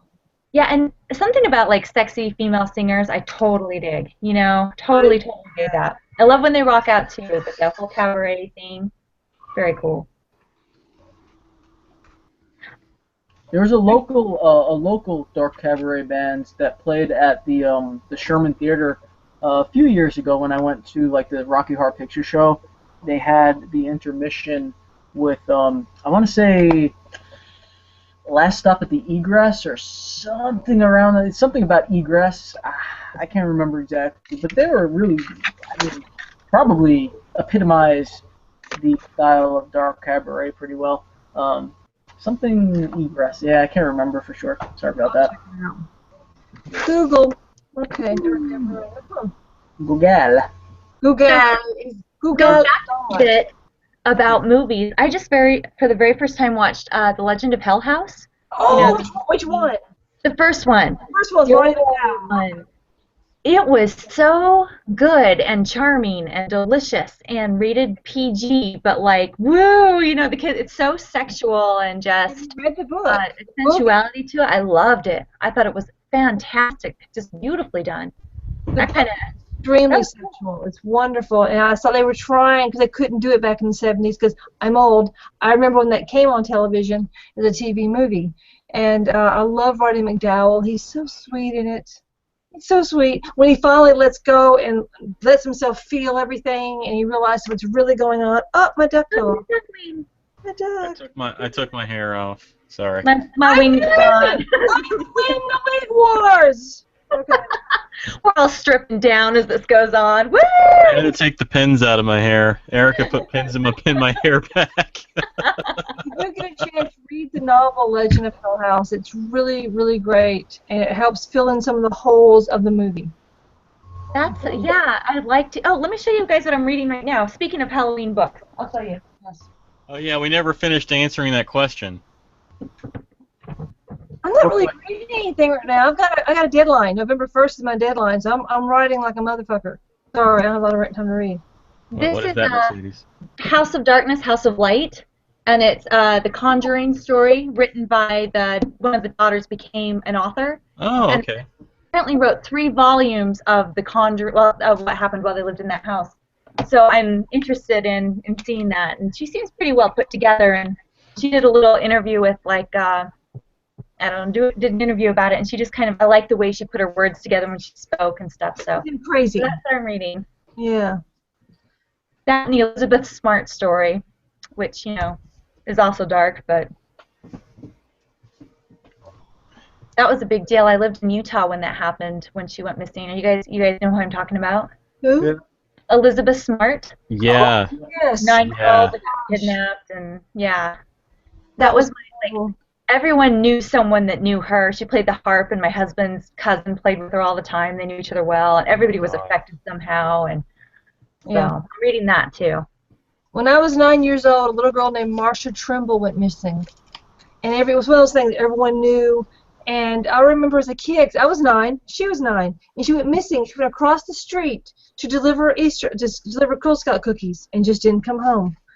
And I remember watching as a kid her parents on television, come home, Marcia, Jesus loves you, Marcia. As a kid, I instantly thought, you guys did it, I don't trust you. But they found her on Easter morning. She was found in someone's shed underneath a pool. She had been sexually molested and strangled. They only recently, like in the last 2 years, supposedly found the murderer, but I met one of the homicide detectives who worked on the case who says that it's not true, that he didn't do it, but they need to close the case. But it's something that's haunted me my entire life. I've always wanted to do a Marcia Trimble story, so maybe I will sometime in the future. But it was one of the things when I was a kid. I was 9 years old, and I was looking for Marcia Trimble in my neighborhood. Even though I didn't realize, she lived in Green Hills. That's where the rich white people lived. They don't live in my neighborhood. But I'm looking for Marcia Trimble, and I'll never forget her. I've actually went looking for her grave at Mount Olivet, but I haven't found it yet. But Marcia Trimble, that's one of the things that always affected me when I was a kid. I hope you're right about that.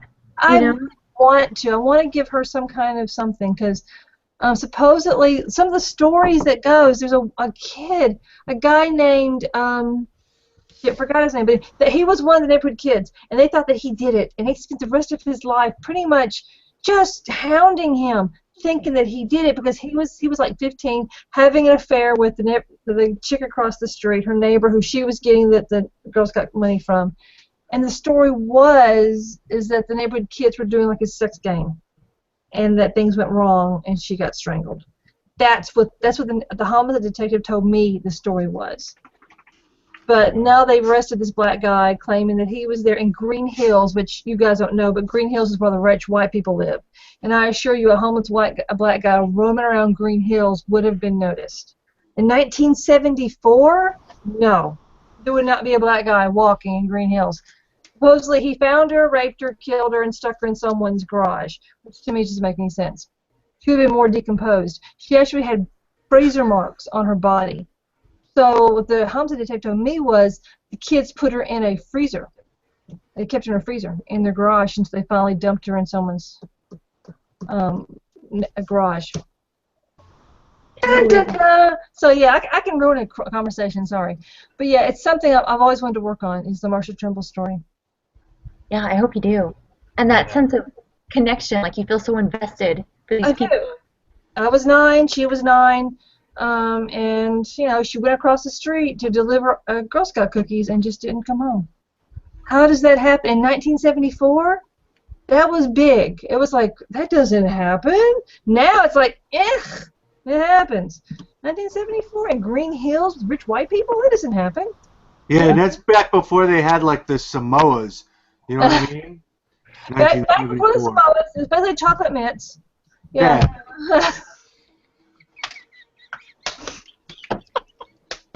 Young girl gets brutally murdered. We just talk about the cookies. We're twisted, sick people. Oh God, I'm sorry, but I lost it there. Thank you for that, Eric. He brought us back. Getting too deep. Jeff Fox asked what we were reading. I am reading Stephen King's It. Although I'm reading the Kindle version because I'm not going to lug this motherfucker around. Look at this thing. Ugh, I hated that book. Do you like it? Destroyed my childhood. I haven't read it since I was, shit, how old was I? I was like 15 years old. God, you're so young. So you know, my biggest complaint with this, why does he have these children have sex in a sewer? Why didn't you like it, Nikki? Why would you do this to me? Why? But it's also, I was not a big fan of that book. It was a big let out down the end. It's a giant fucking spider. And why? You know, spoilers, Nikki, for people who haven't read it. Yeah, spoilers for 30 years. Yeah. Hey, these are the two books I'm reading right now. I'm reading Cry Father by Benjamin Whitmer. Man, this is a humdinger of a book. I knew you were going to say humdinger. What's that? I knew you were going to say humdinger. Dude, it is a humdinger. This one's a page turner. And then we got the brand new Mike Monson book called Tussinland. Tussinland. As in the cough syrup we all deny Horkin when we were younger. Brand new from All Due Respect Books, Tussinland. If you look, this is like number 7 on Amazon's hot new crime releases. So be sure to get you a copy of Tussinland. I'll push a book. I've got this book here I bought. It's called The Green Kangaroos by Jessica McHugh. She's the coolest person ever. She was really neat. I really enjoyed it. I'm really looking forward to reading it. It's basically junkie, and they call it junkie stuff. Junkie lit. Junkie lit's what they called it. And I haven't read it yet, but I've read bits and pieces of it, and it looks like a lot of fun. But she was really cool. I'm looking forward to reading her stuff. Get a chance to check her out on Facebook. She's really funny too. Well, I was reading it until Nikki spoiled the ending, so... Oh, yeah, by the way, they all died.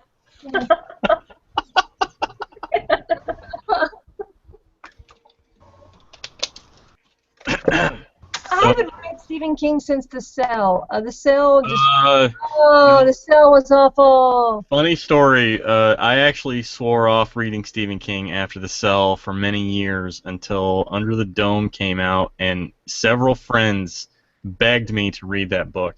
Is it good? I read it, and I enjoyed it. I think I enjoyed it a lot more than most people did, but that reignited my interest in King's work. Okay. I still maintain that his short fiction is way better. Because he had to limit those words. Exactly. My editor would cut about 500 pages out of this monster. Yes. All of his novels, except for The Stand, are basically short stories that he's just padded. But I swore him off. I think Rose Madder was the last book I'd read. I read the Green Mile series when they were serialized. You couldn't keep me away from a bookstore trying to catch the next issue of the Green Mile, and I thought that was pretty good. But I got lured back into him with the 11/22/63 because I'm a big history buff. I'm a big Kennedy buff. I grew up in Dallas. Yeah. So I was like, oh, I can't wait to see what happens. He's going to write a book about a guy that goes back in time to save John Kennedy. What new thing is he going to... That book made me so angry at that man. You know, I like that book was a big ripoff. I got it, but I haven't read it. The fastest I've ever moved in my life was to go down to the used bookstore and unload that damn thing, dude, because I was angry. Yeah, that's probably, out of all of the crimes Stephen King has committed, that's the one that I'm going to hold him accountable for to the end. Okay. My problem with Stephen King is he can't write female characters. He's no good at it. His female characters have horrible periods and vomit a lot. That's pretty much it. He's not good at female characters, period. Argue? I just like reading Stephen King's It. Okay. You read The Shining? Did you stay with this guy? He broke your child's arm. Why are you with this guy? I have read The Shining, actually. Tony knows about this. I wrote a pretty critical review of that book last year leading up to Dr. Sleep that was posted on Horror Novel Reviews. And oh my god, the hate I got for it. The hate. I murdered these people's dogs. It was just pure venom from these people because You know, I didn't say The Shining's bad. I just said it's a victim of its own success. You go back and you read it now after you fucking, Yeah. after its legacy, you kind of did what it did was almost, kind of a classical structure for the horror genre, and it's been done to death ever since. That was my argument. And no, all people saw was this motherfucker doesn't like The Shining. You don't watch A horror writer. Derp, derp, derp. Yeah, people really didn't like you saying that, Todd. Fuck really them. didn't Okay. like I hate to say this, Todd, but I really hate to say this, but I say It was the beginning of the end for Stephen King. All of the stuff he wrote previous to It was great. Carrie was a masterpiece. Cujo, I think, was one of the greatest books ever written. I'd put Cujo in the top 10, man. That was a great book. You know he wrote that in a weekend? Yeah, he doesn't even remember writing it. He was so coke-filled. He doesn't remember writing it. Yeah, he was kind of like... We lost Mercedes, by the way. Oh, she froze. No, she's holding that pose. And son. Uh-oh, she's coming back. You're frozen up. Hey, we got a question on the Am thing. From Adam Bolin. Oh, this is like spooky, weird, like, quantum physics stuff. What is spooky, weird stuff? Adam Bolin wants to know what our first scary movie was. What was the first movie that scared our britches off? Oh, God. The Exorcist for me. First, it's kind of funny. I don't even remember watching it, but my parents and my grandparents tell me that I had a phobia of chainsaws because apparently I saw the Texas Chainsaw Massacre when I was too young to even remember watching it. Wow. Yeah. And anytime chainsaw would rev up, I would go running. Well, Twilight Zone destroyed all love for dolls because of Talking Tina. I do remember seeing Exorcist because I was Vicky Jai when I was a kid, and the scene where he's listening to the tape, and the way the camera goes closer and closer and closer, and there's the backward masking the words, and then suddenly the phone rings. Scares the shit out of me every time. Oh, and Jaws, where the head was rolling out of that ship. Every time I watch that movie, it doesn't matter how many times I still jump. Every time that head comes rolling out of the ship. That's about Tony, are you still with us, or are you frozen? Oh, what about Karen Black Trilogy of Terror? Oh, yes, there we go. Karen Black Trilogy of Terror with a little bitty doll, their fetish. I found her crossed eyes a little bit more terrifying than the doll, but... I was 9 years old when that came out because I'm old. I was 9 years old and it scared the shit out of me. The way she kind of creeped down, her teeth got all big, and she was creeped me out beyond belief. Other than that, okay. Hold on I don't know about scaring me, but the only movie, I saw a scary movie once called The Bat that kind of messed me up. It was an old-timey one, but one that made me, and let me tell you this, not to brag, but I've written and produced a movie about people eating other people, but the only movie that's ever made me vomit was an all-night lock-in that featured Texas Chainsaw Massacre Part 2. And you know the part where they take the dude's face off and then they put it back on? And they're trying to match it with the eye holes where the eyes go, and it smack it. Dude, I was hanging out at this all-night lock-in with a girl I was trying to smooch on, and I lost it, dude. I was up in the balcony and vomited over the side. They kicked me out of the lock-in because I threw up watching Chainsaw Massacre 2. Yeah, all of those kids that probably laughed at me would have never thought I'd have turned out to be like a horror writer. But yeah, that one stuck with me. It's the only movie that's ever made me vomit. Have you ever seen the movie Eyes Without a Face? It's a French movie from the 1960s. Eyes Without a Face. Mm-hmm. Black and white. It's really good. When he takes the face off that chick. Because I don't know why it's just so gnarly, dude. It's gnarly. Well, they didn't have special effects back then, so basically her face was covered in hamburger. They take out the latex and there's just hamburger underneath. That's awesome. It was an awesome movie, actually. Practical effects like that. Good times. Family fun. Tony, well, what's your movie? Yeah, what's your movie, Tony? The first one was I actually I just talked about this in the video I made, but the very first one was Beware the Blob, which was on TV. I was like 7 or 8 years old, and it's not necessarily a really scary movie or anything, but I was so young that I had nightmares about that. I actually somehow confused it with the Twilight Zone at one point, so when I would see the beginning of the Twilight Zone coming on, I would think the Blob was coming on, and I'd run out of the room. I have very vivid nightmares about it that I actually, to this day, still remember about the Blob coming up one side of the bunk bed and my trying to get off the other side, and then it coming up the other side of the bunk bed, and I would roll over to the other side.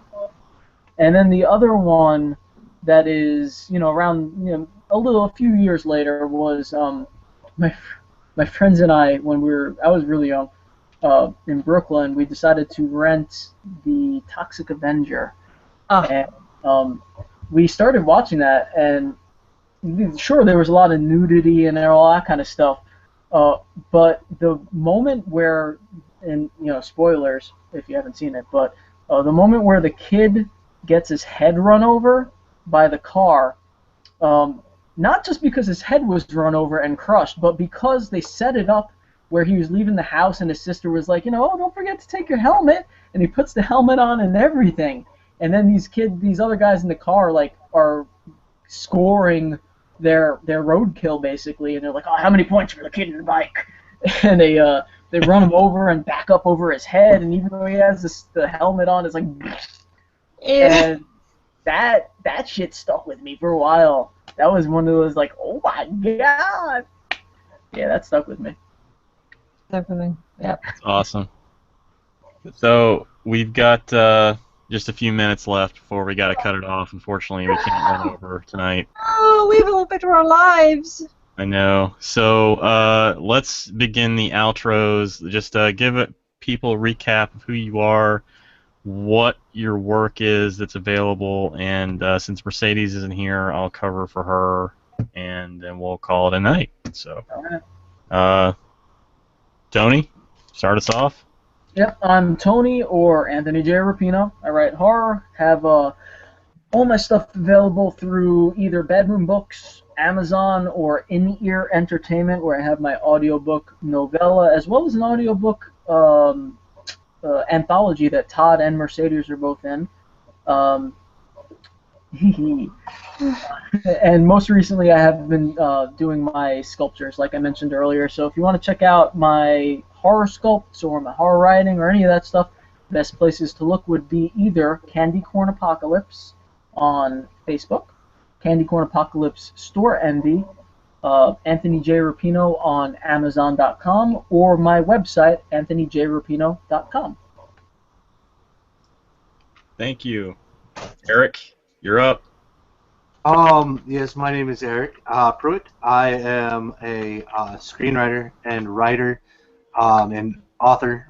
I wrote the book Dirtbags, the movie Footy, the Disengaged, a couple other things that are coming out very soon. I'm very happy about. Lots of short fiction. All of my stuff's on ericpruitt.com, ERYKPRUITT.com. All around party animal. Let's all around party animal. All right, Nikki. Oh, okay. My name is Nikki Nelson Hicks. You can find all of my stuff on Amazon or Barnes & Noble or Smashwords. I have a story in Capes and Clockwork 1. I'm working on the story for Capes and Clockwork 2. I have my series, Jake Ishtinheji, the Excellent Detective. The first one, a chick, a dick, and a witch walk into a barn. That has the famous zombie chickens in it. It's great fun. It's a little ebook, 99 cents. Pop it down. It's kind of fun. I have Nashville Noir, Nashville Gothic coming out. I edited a book called Comfort Food, which is a horror anthology, which is great fun. It was a lot of fun doing that. And I have a Sherlock Holmes thing coming out hopefully sometime in a couple of months. You can find me on Facebook. You can find me on Twitter, Nick Cubed, NIKCUBED, or you can find my blog, Nick Cubed, NIKCUBED.blogspot.com, or that's about it. Check me out on Amazon. All right. Oh, sorry to jump in again, Todd. I forgot one thing that's kind of, one of those things that I really should mention. It's for both me and Mercedes. We're both in that anthology Madhouse, which is doing like an Indiegogo kind of thing right now, where they're giving out perks and whatnot. So if you donate to the Indiegogo, you're basically pre-ordering the book. You could, put in only a couple. Defreeze? Oh shit! It froze. It froze! Oh no! Of all times for it to freeze. Oh shit. Okay, folks. I'll pick up where he left off. It's Indiegogo campaign. I don't know the publisher offhand, but it's called Madhouse, and I will post a link on the event page for anyone who is interested. But check it out. It's got Tony's work. It's got Mercedes' work. It's basically a shared world anthology that takes place on the night of a bad storm inside an insane asylum. I don't know much else about it except that Benjamin Cain Etheridge, Stoker Award winner, is one of the editors or curators, I believe. I could be wrong about that, but it's called Madhouse.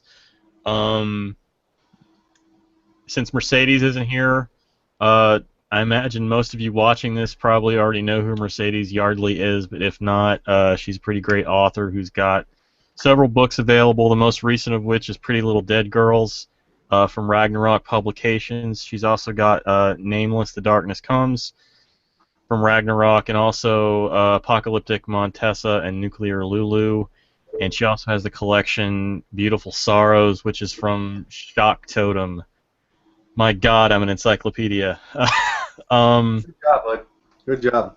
Thanks. And I'm Todd Keisling, and all my information is down there, toddkeisling.com. The most recent release I have is called The Harbinger. It's a Kindle-only. Correction, it is not Kindle-only. All of the Ugly Little Things entries, as well as my novels, are on Kindle, Nook, Kobo, whatever, except for iTunes, because fuck Apple.